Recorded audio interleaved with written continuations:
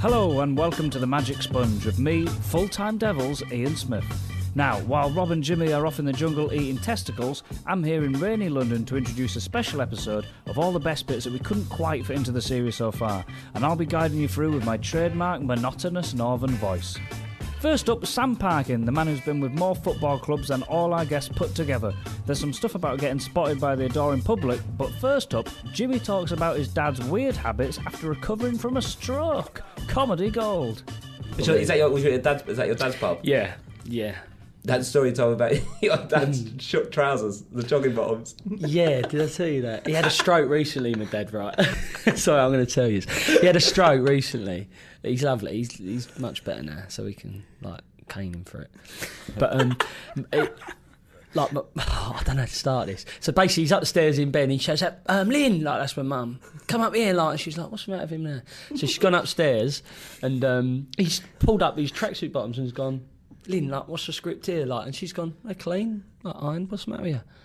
He's gone, no, I like the creases down the front. What, in tracksuit bottoms, are you sure? So my mum, from there, we had a stroke, what happens?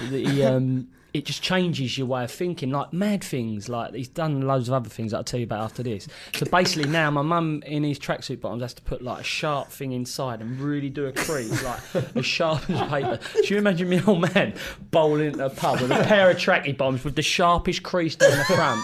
And guess what he holds them up with as well? Braces. So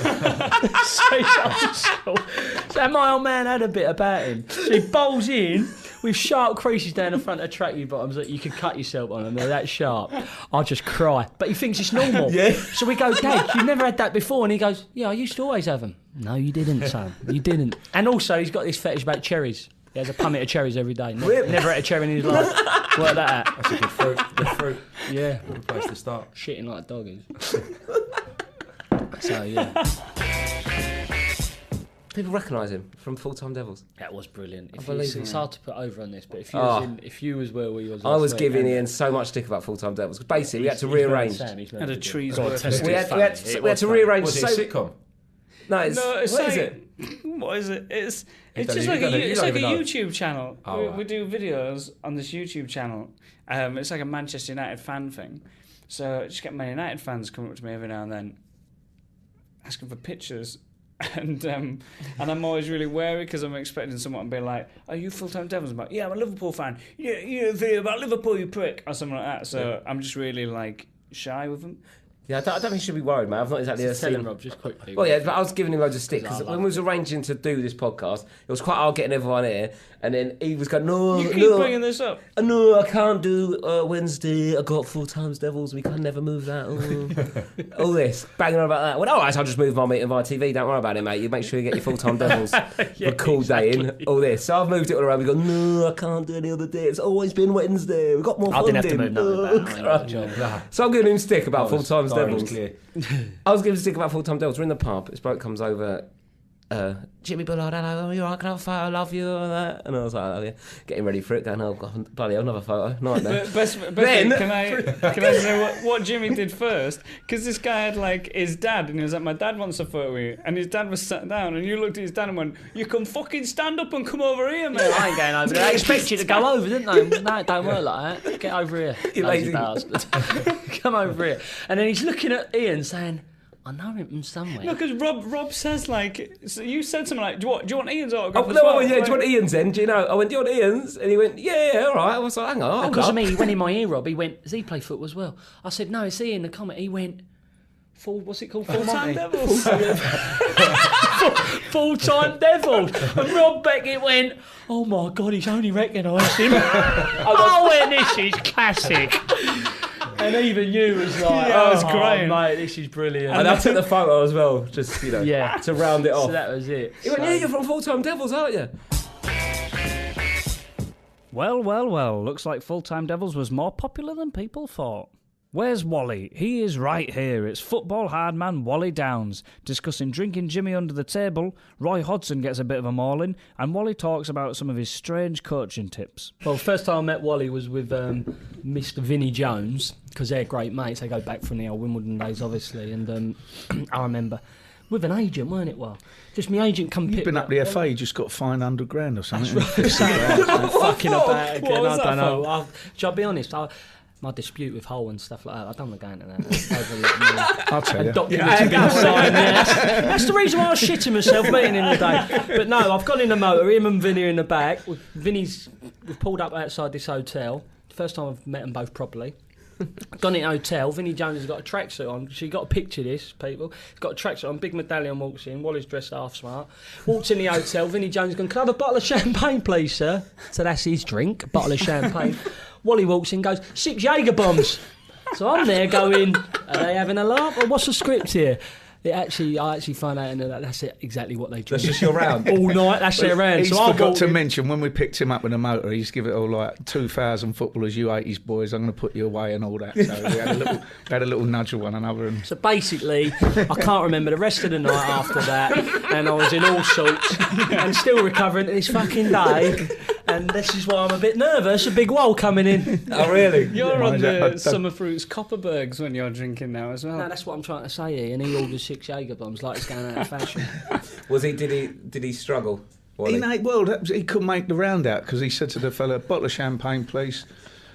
6 Jaeger ones." It was no. Who else? He said, "No, they're for me." So he's gone, and he said, "And I'll have a Budweiser, please."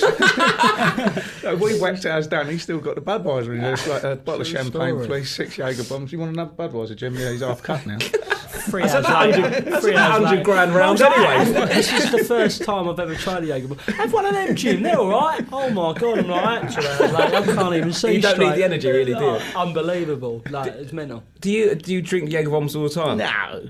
And by the way, another one, That just so you know the angle I'm coming from with Wally, by the way, he's good mates with my manager then, Paul Jewell. All right. And I do remember this well. Gets in the back and he's like, "I'm just going to pull, but what are you calling my manager for? The last thing I want him to know is I'm out having a drink." He's like, "He's all right. He's a mate of mine. He ain't a mate of mine. He's my gaffer." Well, don't see that line. I'm like, "Oh, shit." "Yeah, I got him with me. Here, speak to him." I'm like that, melting in the back. So like, melting butter in a toast. I'm like, "Oh, shit." Yeah, and that was that. I've got to say, I did. The next morning, I woke up and I rang Vinny up. How did you go to sleep after all those? So, didn't. I mean, it went right away through. So I rang Vinny. I said, was there a ruck last night?" He said, no. He said, "I'll put you in a cab." I said, "Yeah, oh yeah, it's coming back now." He said, "But you fell out the other side, like he's put me in. I've got the handle and gone doink right out the other side. I had a big graze on my head." He said, "I just fuck it, turned around and went back in and left you there." All I remember, my manager called, my agent who was looking after me called me, he goes, because I didn't know Vinny, I didn't have Vinny's number. And he went, "Jim, don't like to ask, but you might have to sort something bill out last night." I went, "What do you mean something bill? It's like 1,500 quid we rate. There's only 3 of us."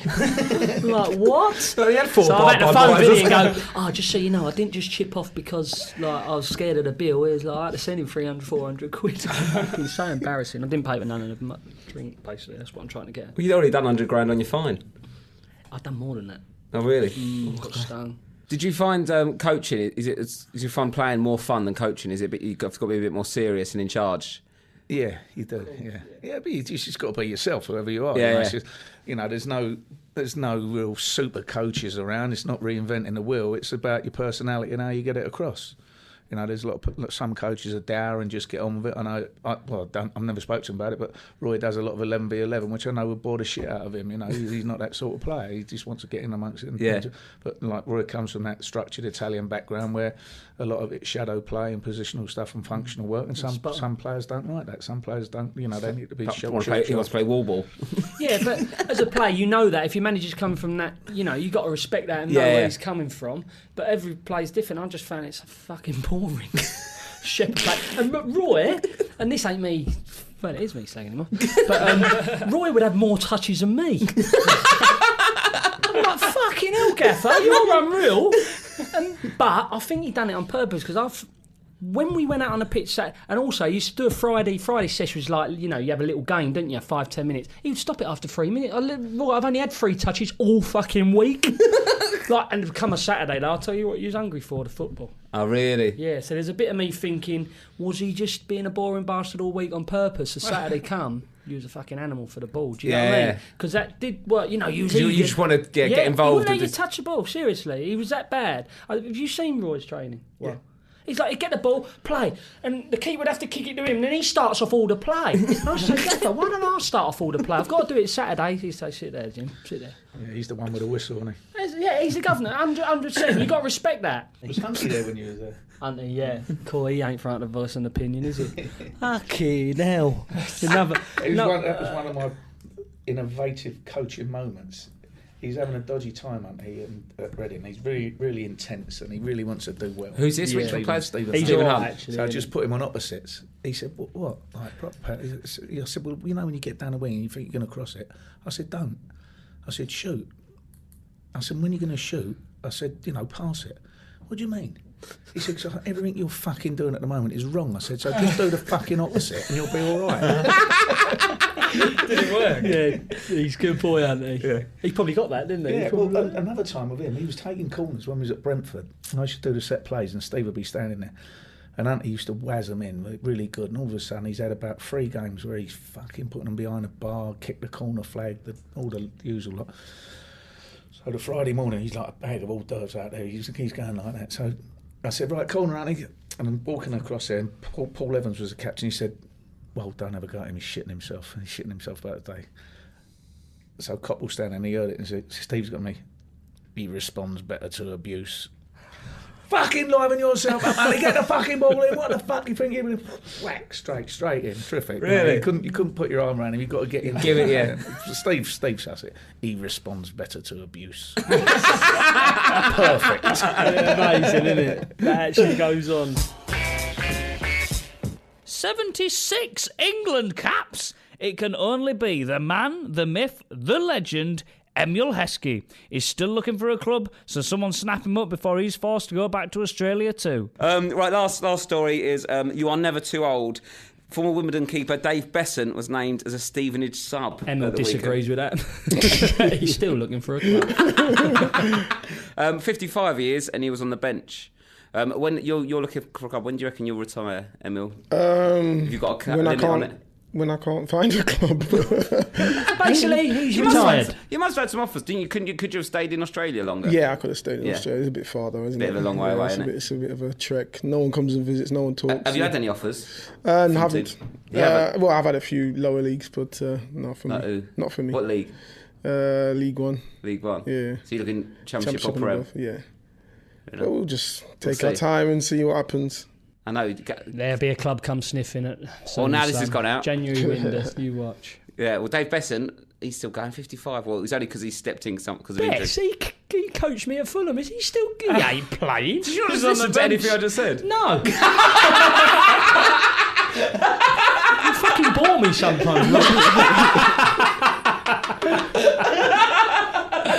I was surprised halfway through. I just said. That's what I said. He was on the bench. Former Wimbledon keeper Dave Besant was on the bench at the weekend I at got the it age of 55 for Stevenage because they had an injury class, so he was a substitute. Yeah, Stevenage ain't a football club, though, are they? Never been a club.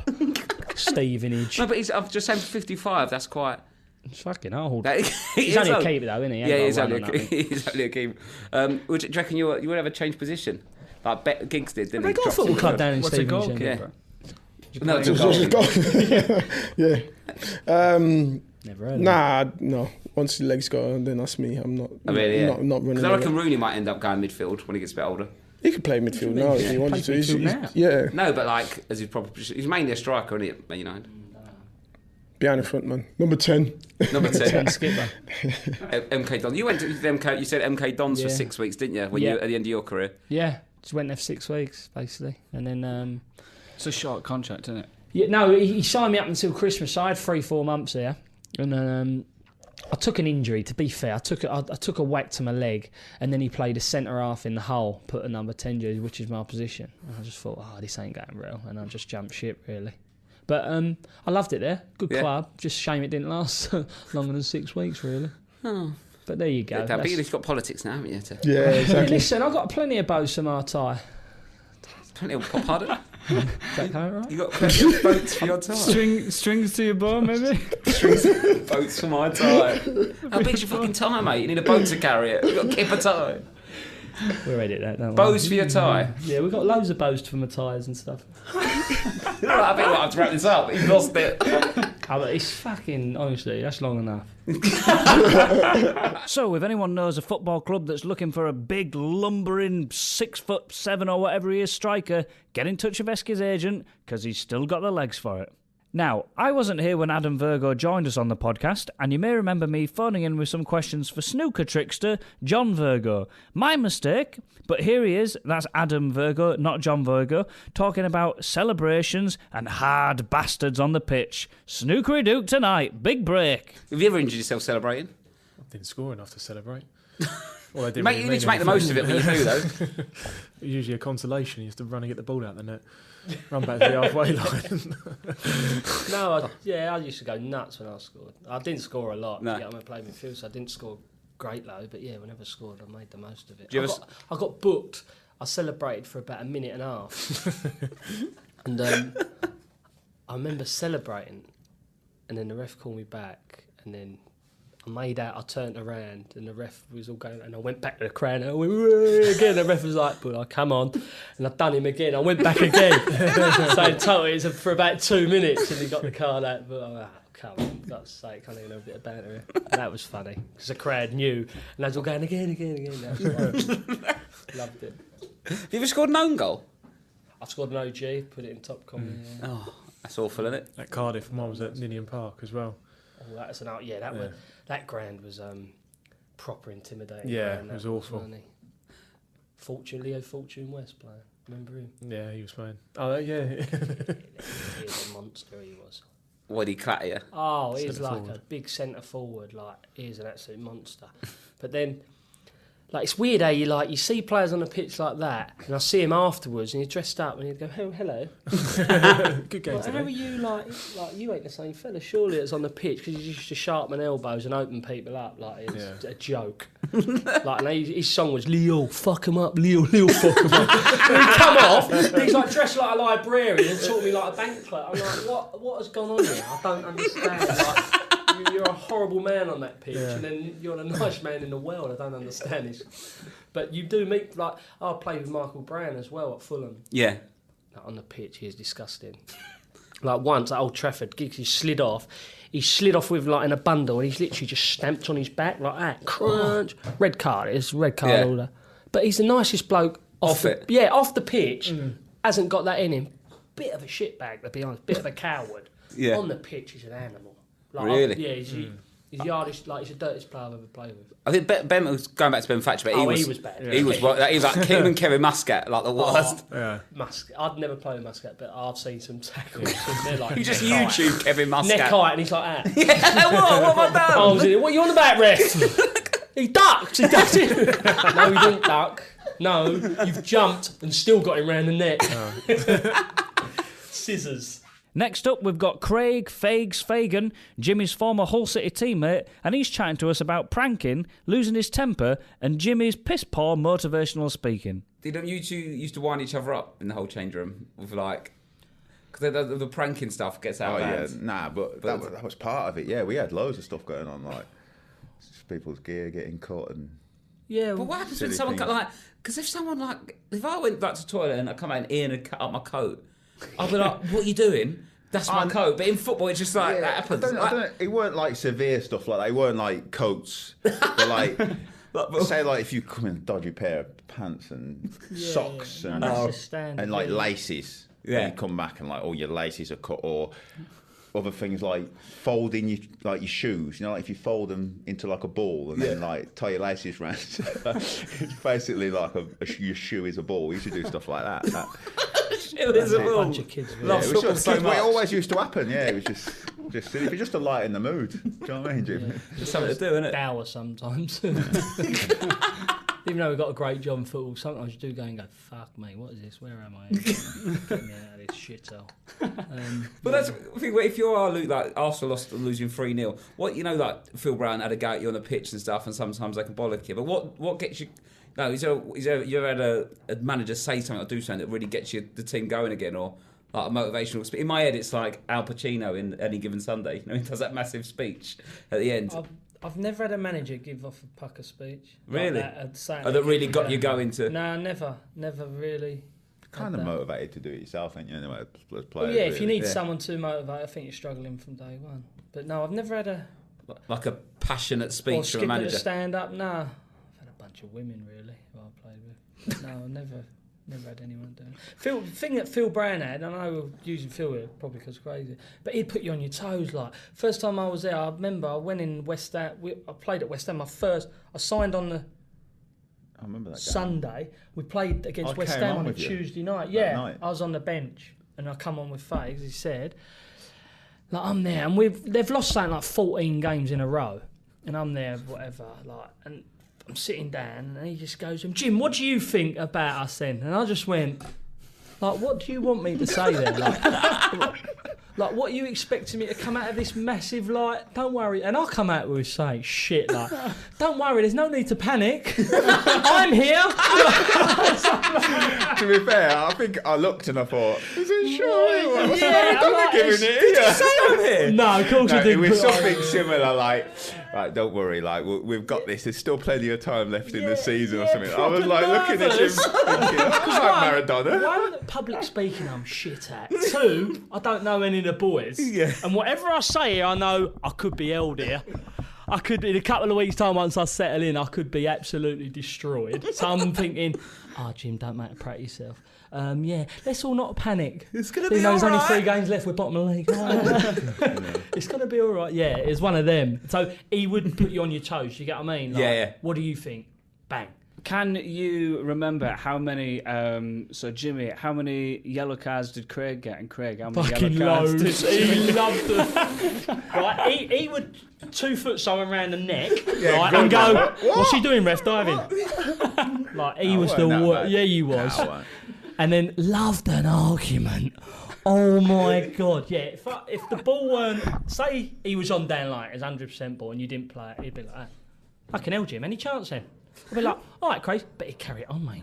Like, yeah, any chance though? He was murder. Just to let you know, wasn't I? Yeah, just to he let was you know. murder, but he used to he used to call Zag Fags. You used to get angry then when you played? Yeah. Did you have any fights? Nah, it's because you care. I don't know. I used to care a lot. Do you know what I mean? So I used to just wind me up a little bit. Yeah. But fights someone was playing? Not really. Just to be fair, there was a few at the training ground. Like, I don't know if he was there when there was a couple of foreign lads there.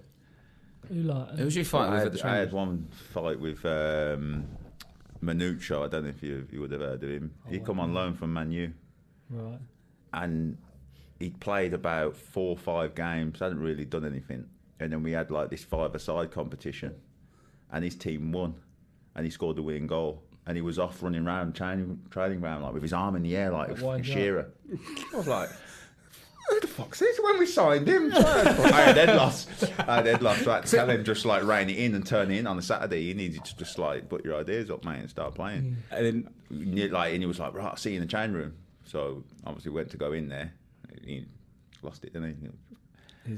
Didn't turn up, did he? Oh yeah, did Craig.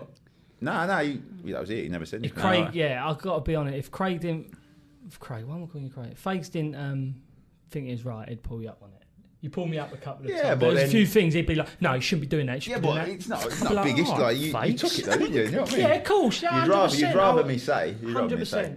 Then go behind your back and go, Jimmy's fucking wanker. He will pull you up.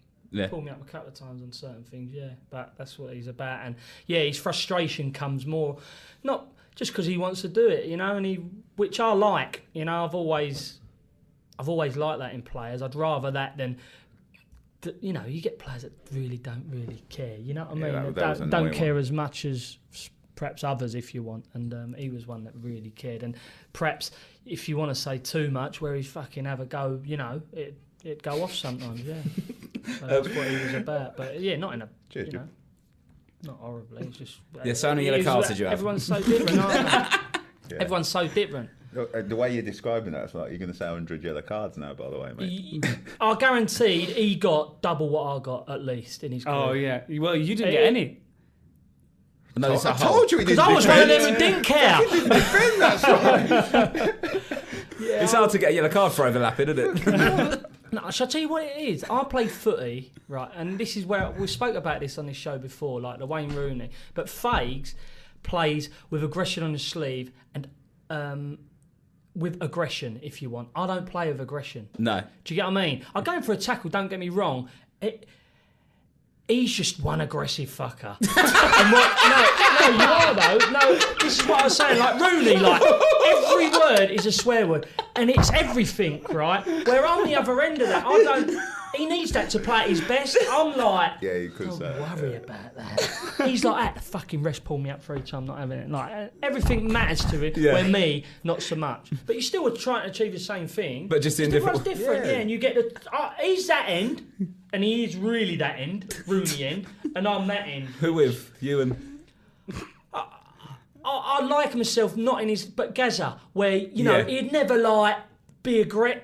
He'd hit a tackle and all that, but he'd never be like fuming aggressive. I'd always get that jokey side from him where it ain't the end of his world. Do you get what I mean? Yeah. That's what I am, but Fags is the other end and go animal on people. But that's it. That's what I think.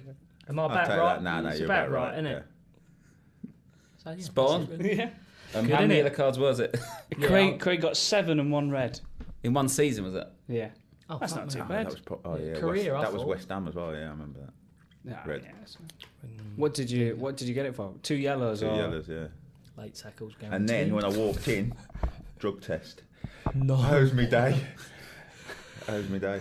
With a spliff in his gob. Drug test. Nightmare! And then Brownie was like, because I was meant to be staying down, meant to be going out, taking the missus out.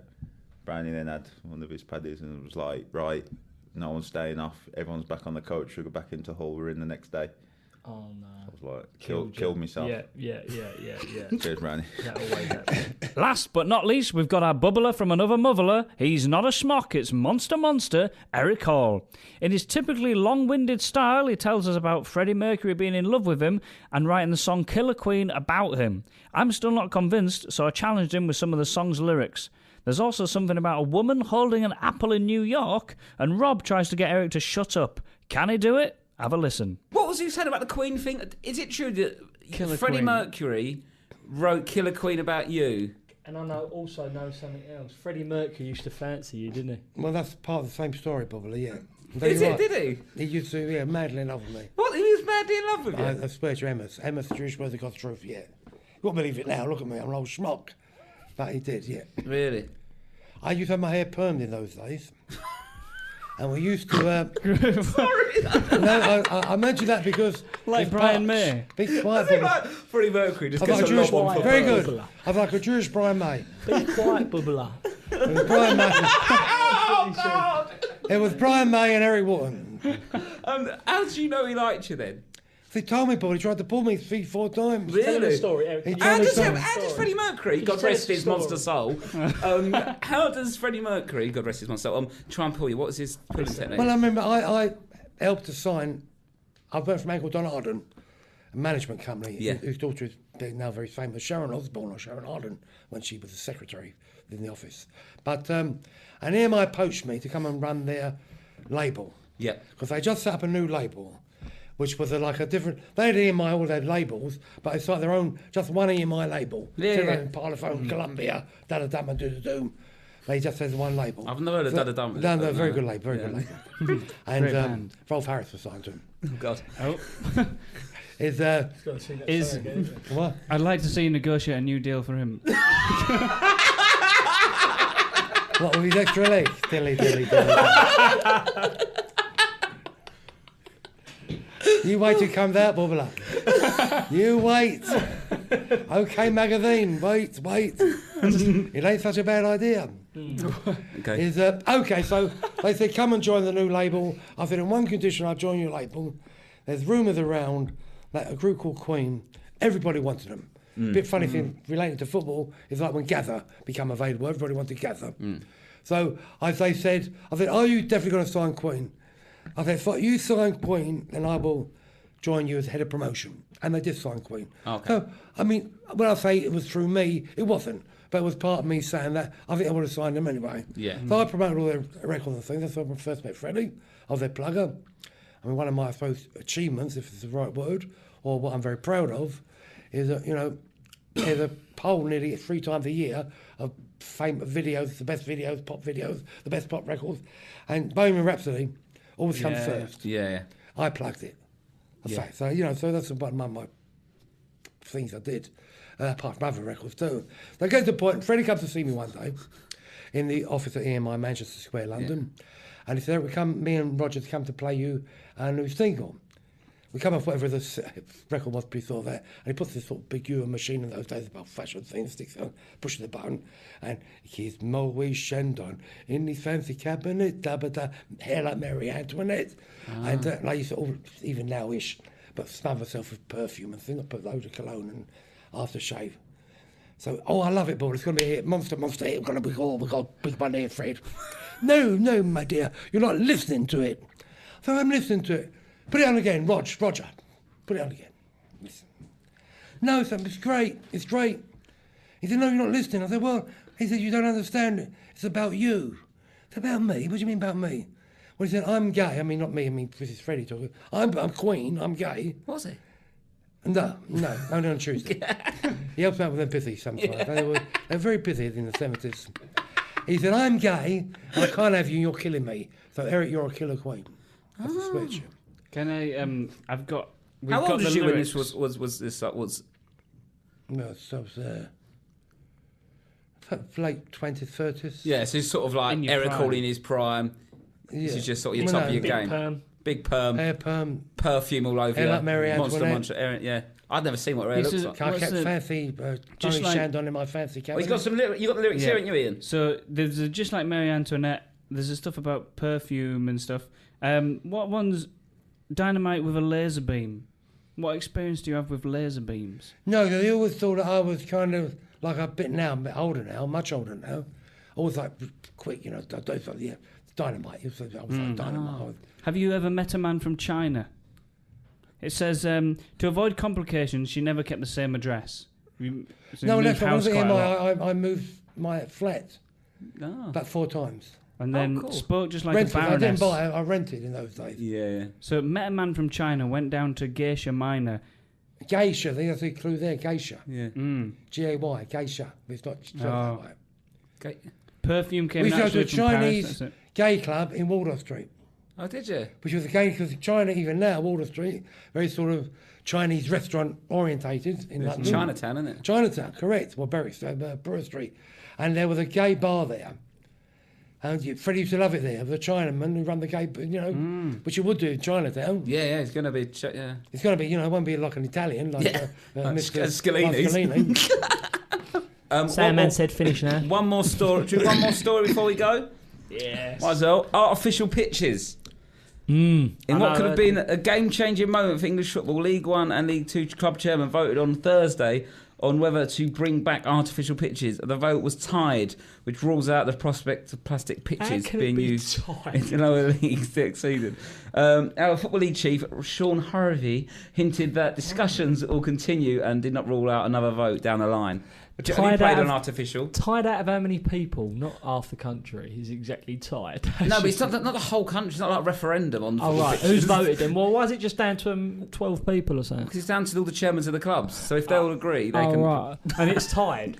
Well, if there's 20 clubs and 10 said yes, 10 said no. Not a chance has it gone after the RFZ. What is wrong with you? Absolute waffle that is again. Like, where are you getting this? Do you reckon that? If there was... Did you get that, Eric? No. So there was... Does he not listen? I'm not listening. So there's AstroTurf pitches. They want to make a comeback. They've asked 20 chairmen in one league. What a Stan Bowl story about them? No, not the Stan Bowl story. That's a different question. No. Fucking hell, you're not allowed to do your Stan Bowl story. I'm putting my foot down. No, when QPR... No, Eric. No, Eric. When QPR... Artificial pitch. Eric, you've got to stand. When QPR... No. Go on, Rob. Eric, Tell him, Rob. I saw a pen on the table. Artificial pitch. No Stan Bowl story, Eric. I say, no, you like this one. No, I won't like it. I will not like it. What are you referring? You'll mention Thames Television again. No, Eric. No. What do you prefer, they said? LWT, Sam, no! do you prefer artificial pitches or grass? Yeah, I've never smoked artificial pitches. Okay, cool. That wasn't bad, actually. I probably could let that one go. That was quite a quick one. That was Eric Hall managing to squeeze in one last bubbler right at the end. Thanks for listening. That was some of the best bits that didn't quite make the series. Keep your ears peeled for a Christmas special coming soon.